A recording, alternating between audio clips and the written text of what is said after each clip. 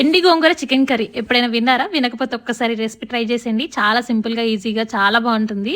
ఒక గిన్నె తీసేసుకొని ఆయిల్ వేసుకొని వేడైన తర్వాత చెక్క, లవంగాలు వేసుకొని వేగిన తర్వాత చిన్నగా తరిగి పెట్టుకున్న ఉల్లిపాయలు వేసేసుకొని లైట్ బ్రౌన్ కలర్ వచ్చేంత వరకు వేయించుకోవాలి.